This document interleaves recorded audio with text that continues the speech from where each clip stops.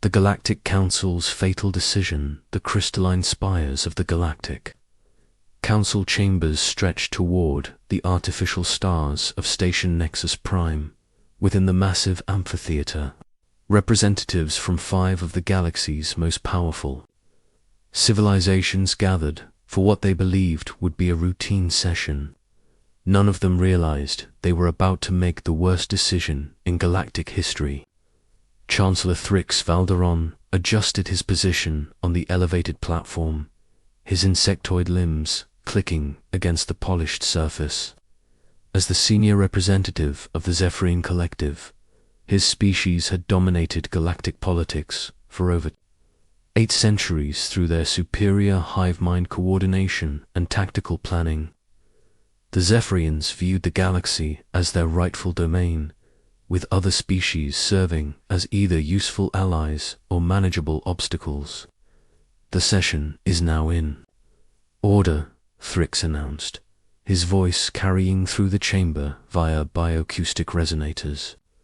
Today's primary concern is the continued expansion of the species, designated as humans from the outer rim system they call Earth. Ambassador Kelos Martin rose from his aquatic suspension pod, water cascading from his gill-covered form. The Aquarians had earned their place on the Council through their analytical minds and extensive trade networks spanning dozens of star systems. Chancellor Balderon Kelots began in his characteristic measured tone. Our intelligence reports indicate accelerating human colonization efforts. They have established permanent settlements on 17 worlds in the past 50 standard cycles. Representative Orcs of the Metallic Dominion, whose cybernetic enhancements gleamed under the chamber lights, projected holographic data into the center space. Their expansion rate exceeds all previous galactic civilizations during similar developmental periods. More concerning is their military buildup. Our scouts report shipyard construction and weapons testing that violates the primitive species. Protection protocols. The 4th member, Sage Quellara, from the Ethereal Communion, floated in her energy containment field. Her people had transcended physical form millennia ago, existing as pure consciousness within crystalline matrices. The concern extends beyond mere territorial expansion. Her telepathic voice resonated in the minds of all present. Human thought patterns demonstrate unprecedented unpredictability.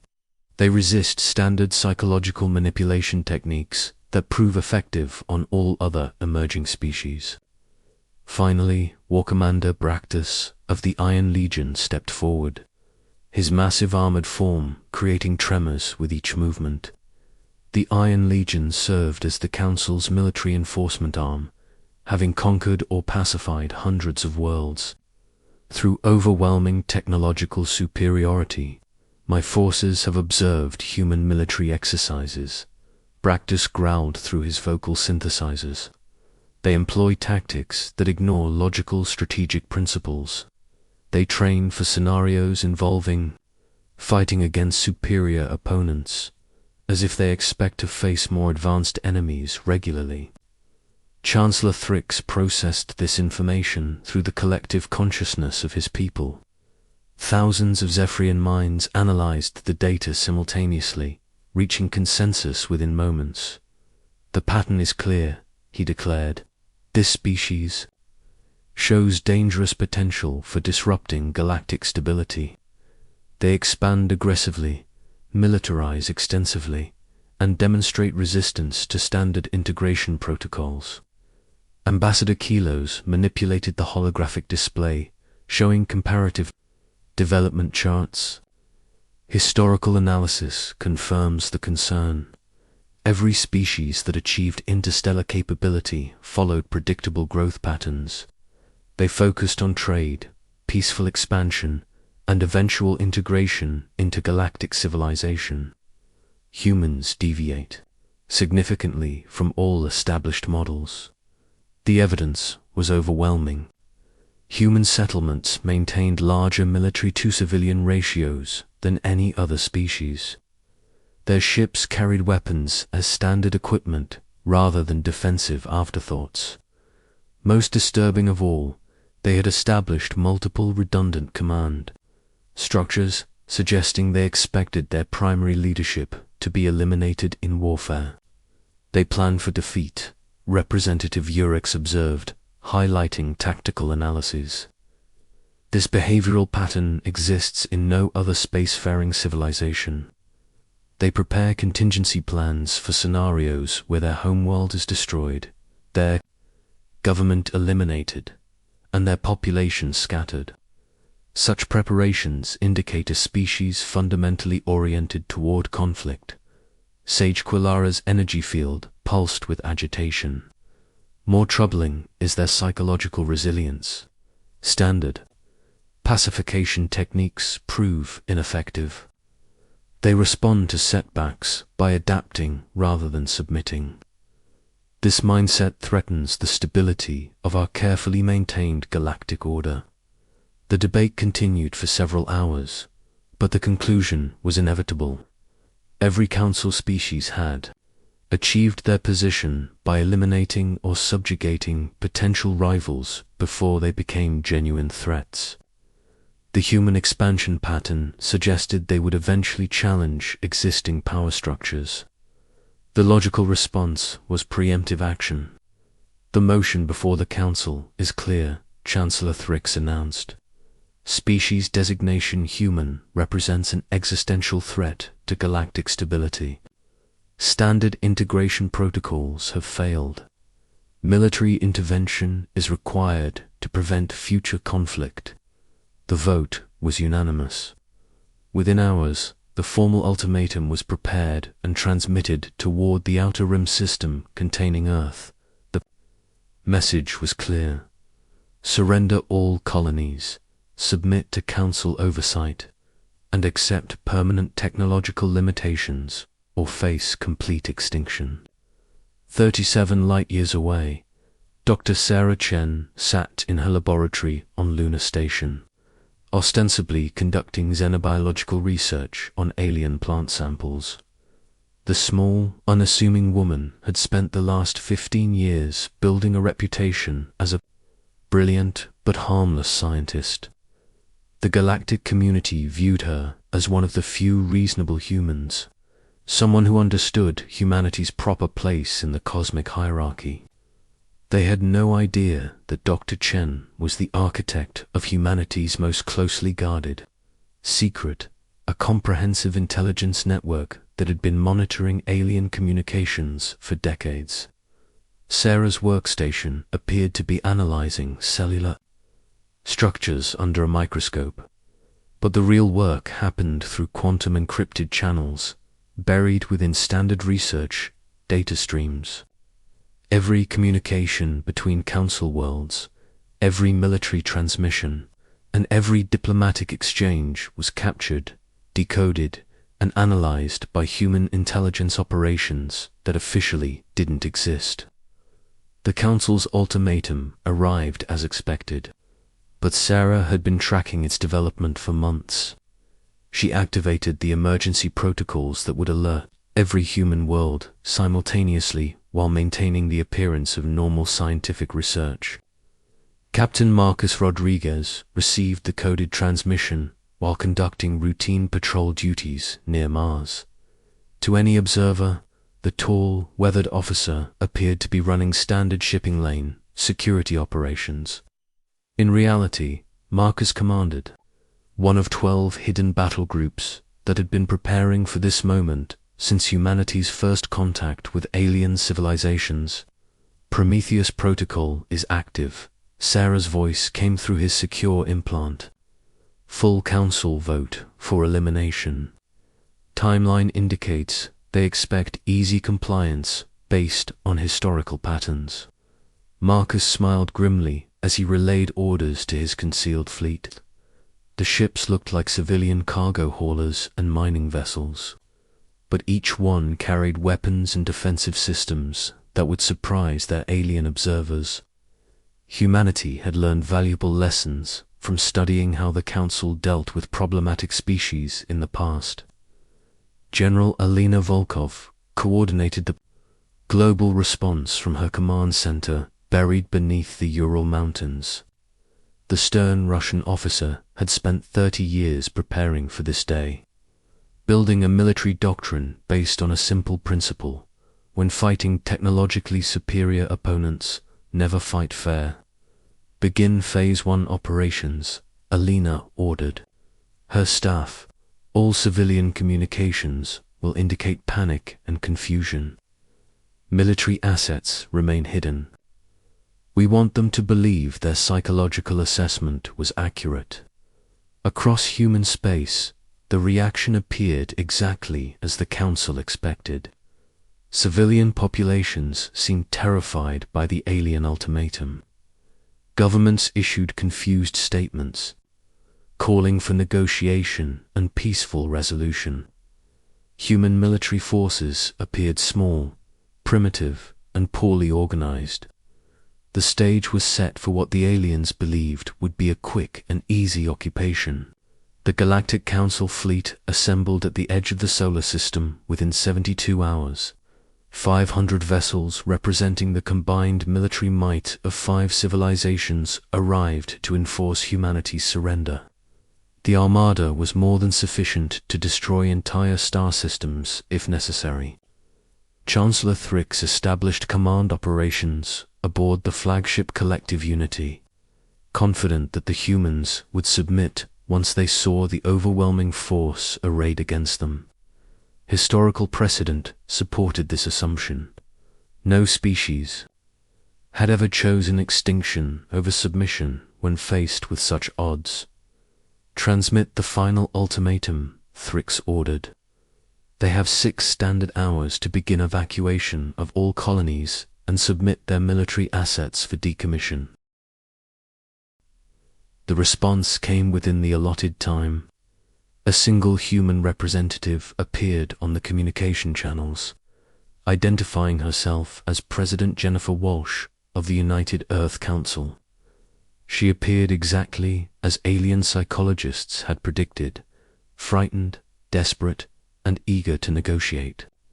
Honorable members of the Galactic Council, President Walsh began, her voice shaking appropriately. Humanity requests additional time to coordinate our compliance with your requirements. Our government systems are decentralized, and full evacuation will require extensive preparation. Unacceptable, Ambassador Kilos responded. Your species has had sufficient time to prepare for integration into galactic civilization. Compliance must begin immediately. Please understand our limitations, Walsh pleaded. We are a young species with primitive transportation systems.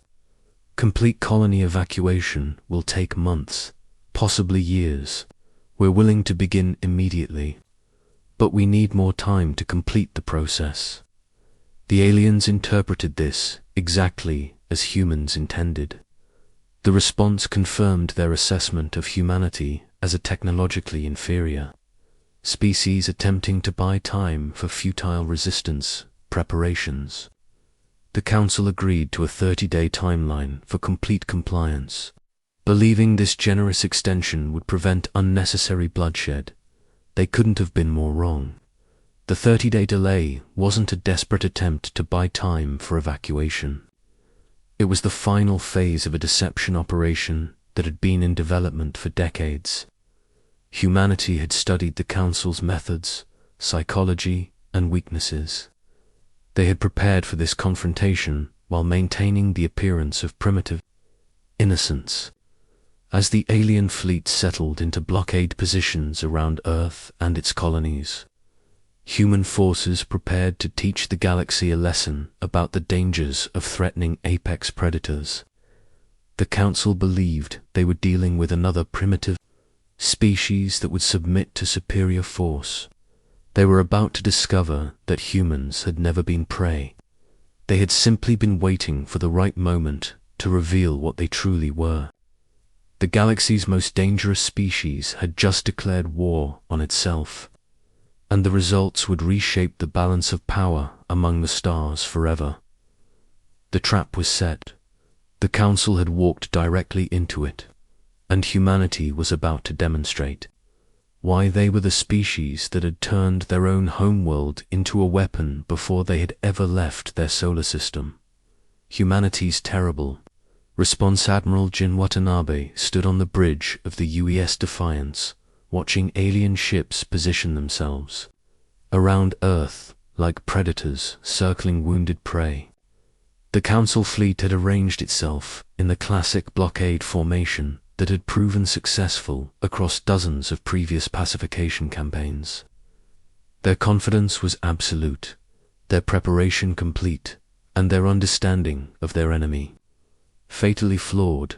Jin had spent 25 years preparing for this moment, studying every alien military doctrine, analyzing every successful Council operation, and identifying the critical weaknesses that no previous species had been clever enough to exploit. The slim Japanese admiral commanded what appeared to be humanity's entire defense fleet from his modest flagship, but appearances had always been humanity's greatest weapon. Status report. Commander Hayes, Jin requested from his executive officer. All Ghost fleets are in position, Commander Lisa Hayes responded quietly. Stealth systems are holding steady. The aliens still show no indication they've detected our real military assets.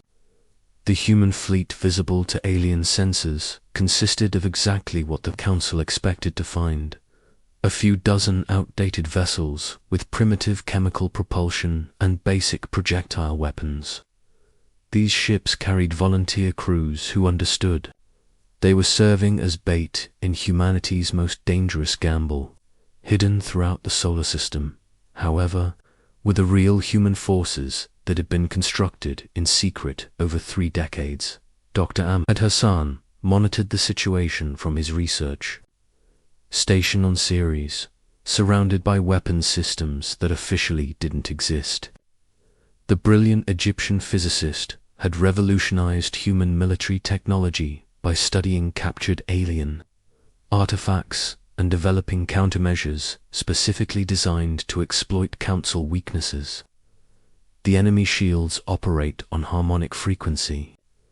Principles Ahmed explained to his research team as they made final preparations.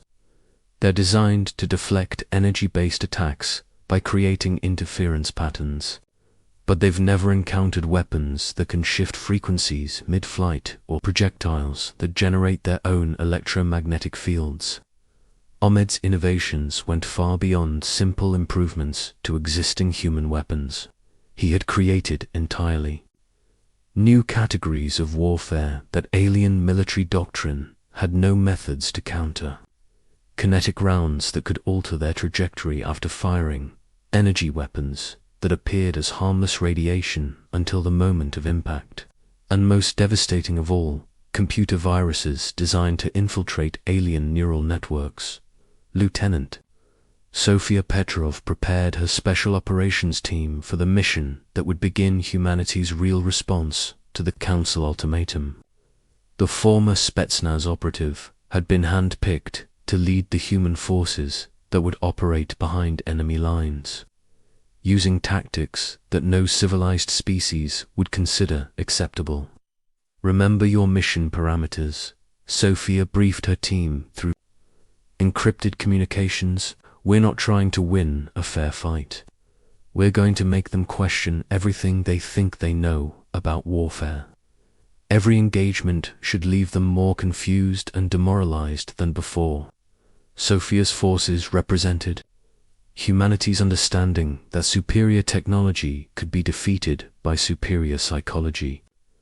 Her teams would target alien supply lines, communication networks, and command structures using methods that would horrify species accustomed to civilized warfare conducted according to established rules and protocols.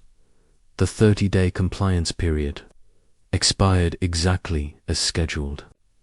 President Walsh transmitted humanity's response to the Council ultimatum, and once again the message was precisely what alien psychologists had predicted. Honorable Council members, Walsh began, her image appearing on screens throughout the alien fleet.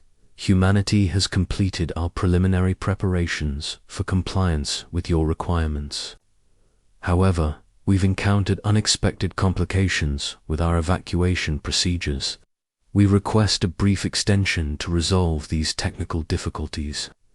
Chancellor Thrix's mandibles clicked with irritation as he processed this latest example of human incompetence. Your species has had sufficient time to prepare for evacuation. Compliance will begin immediately, or we will commence bombardment operations to encourage cooperation. We understand your position, Walsh replied, maintaining her appearance of desperate negotiation. We're prepared to begin partial compliance immediately. Our outer colonies are ready for evacuation, and we can provide you with detailed plans for systematic withdrawal from all disputed territories. This response triggered exactly the reaction humanity had anticipated. The aliens interpreted Walsh's offer as evidence that humans were finally accepting the inevitability of their situation.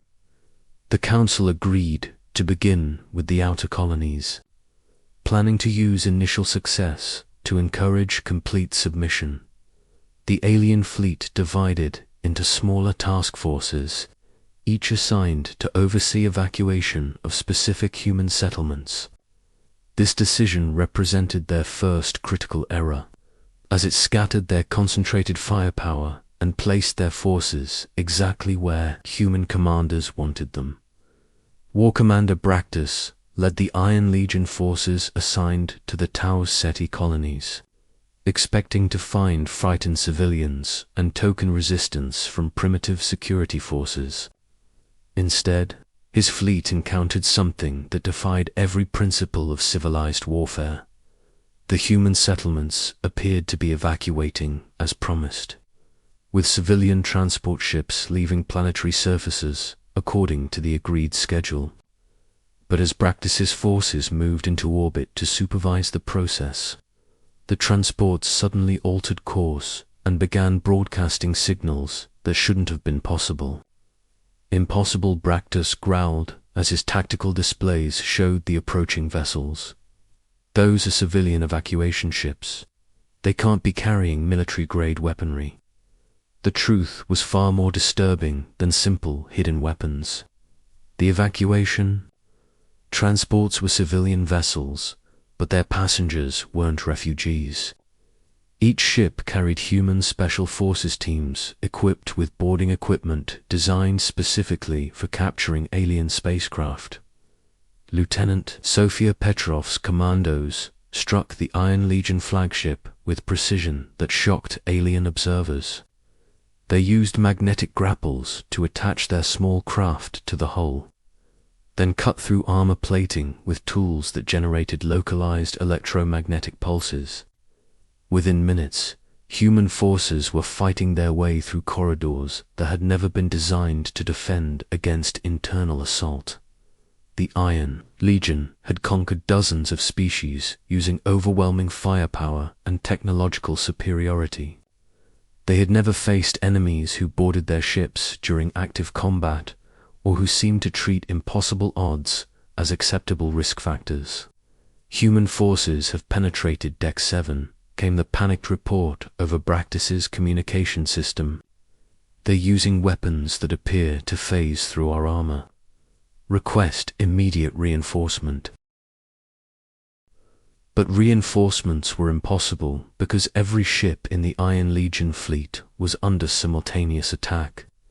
Sophia's teams had studied alien vessel designs from captured intelligence and identified critical systems that could be sabotaged to disable entire starships. More importantly, they had prepared for casualties that would have been unacceptable to any civilized military force.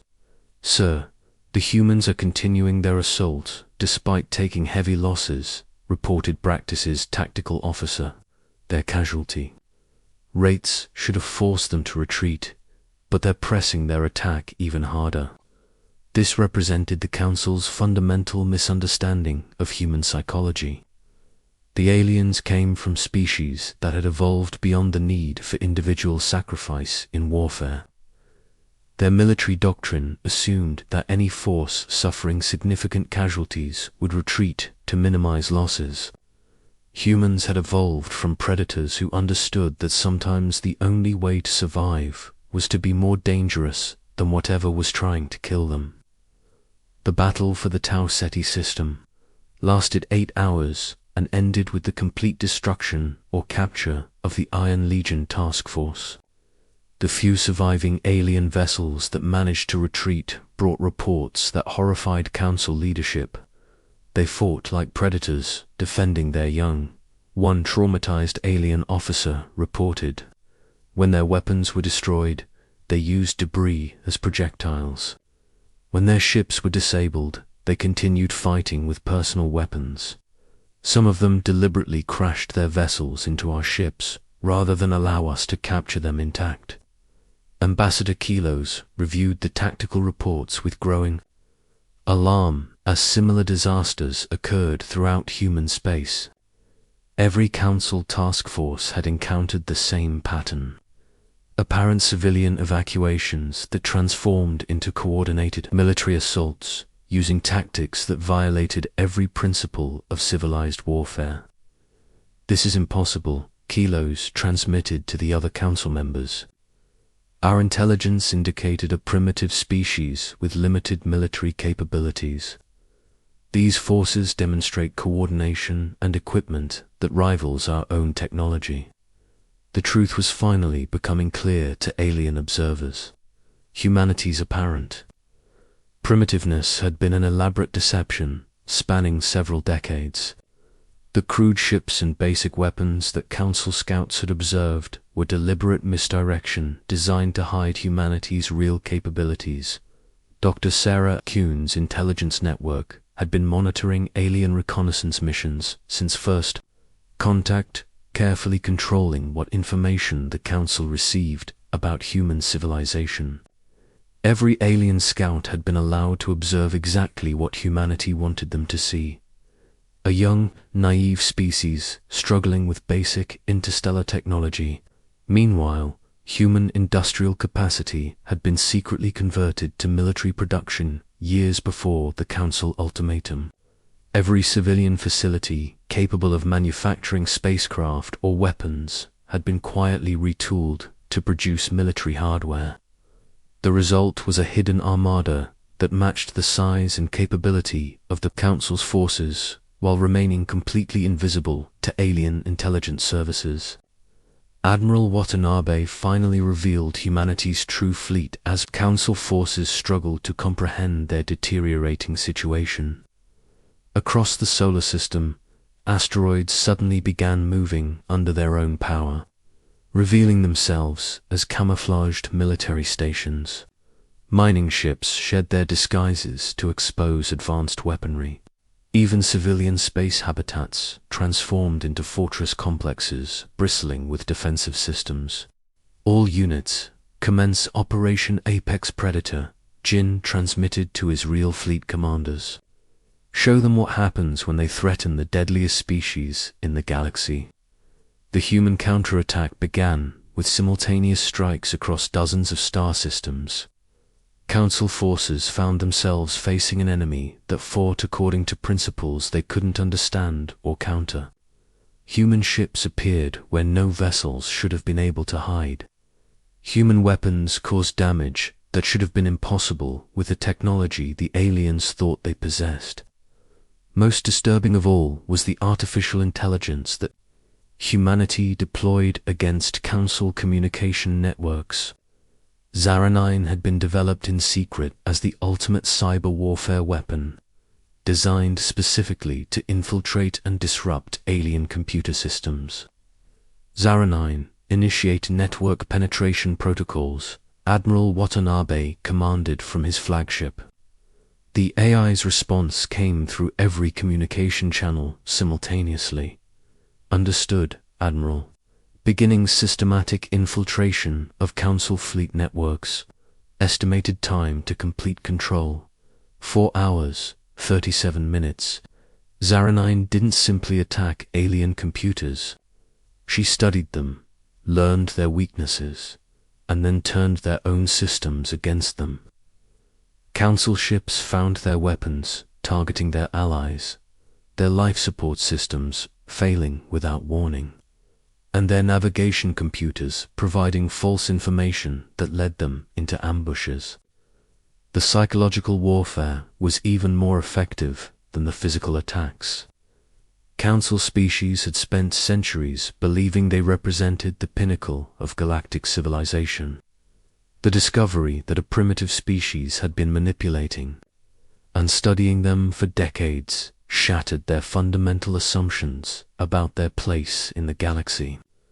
Chancellor Thrix received increasingly desperate reports from across the battlefront as Council forces suffered defeats that should have been impossible. How can they coordinate attacks across multiple star systems without faster-than-light communication? He demanded of his advisors. The answer would have been even more disturbing than the question. Humanity had developed quantum entanglement, communication networks that allowed instantaneous coordination across galactic distances, while Council forces relied on traditional subspace communications that could be intercepted and jammed. Human commanders operated with perfect real intelligence sharing that made their fleets function as a single coordinated entity. The final blow came when Representative Urix's metallic Dominion forces attempted to retreat from the disaster at Alpha Centauri. They found their escape routes blocked by human ships that had somehow anticipated their withdrawal and positioned themselves to intercept fleeing vessels. "This is impossible," Urix transmitted desperately. "We didn't announce our retreat decision. How could they predict our movements?" Dr. Ahmed Hassan provided the answer from his weapons laboratory as he monitored the battle through quantum sensors. "Because we've been inside your computer networks for months," he explained to his research team. "Every order, every plan, every tactical decision has been monitored and analyzed. They're not fighting an enemy. They're fighting themselves, and we know exactly what they're going to do before they do it." The Council's military doctrine assumed that warfare followed predictable patterns based on logical, strategic principles. They had never encountered an enemy that treated deception, misdirection, and asymmetric tactics as fundamental elements of military planning rather than desperate last resorts. Within 72 hours of humanity's counterattack, the Galactic Council faced a choice they had never expected to confront. 3 of their 5-member species had suffered devastating military defeats. Their technological advantages had been neutralized by human innovation and tactical unpredictability. Most importantly, they realized they were fighting an enemy that had been preparing for this war far longer than they had been planning it. The species that had dominated the galaxy for centuries suddenly found themselves facing extinction at the hands of the primitives they had intended to eliminate. The Council had made the worst mistake in galactic history, and humanity was about to ensure they never had the opportunity to make another one.